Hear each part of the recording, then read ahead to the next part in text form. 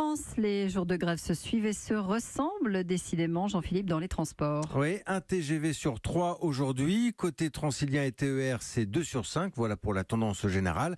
Et en attendant de savoir si le mouvement s'essouffle ou pas, eh bien la SNCF s'organise au quotidien. Vous en avez peut-être pris l'habitude. Les prévisions de trafic sont toujours publiées la veille, maintenant avant 17h. Cela demande la mise en place d'un nouveau plan de transport ou plus simplement l'organisation du trafic sur les voies ferrées. Visite en coulisses avec Aurélien Fleureau. La construction d'un plan de transport en ce moment, c'est de la dentelle. Pour les TGV, ça se passe au siège de la compagnie à Saint-Denis.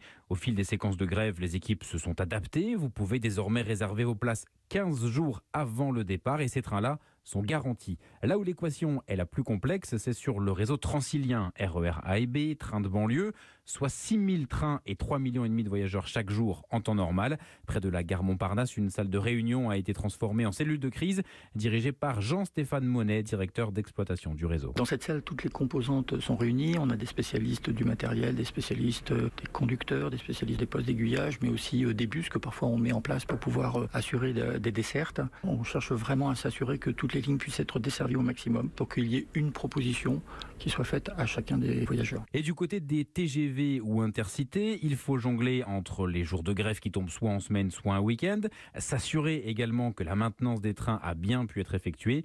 Et jusque-là, selon la direction, les plans de transport ont été tenus à plus de 95%. Enquête signée Aurélien Fleureau.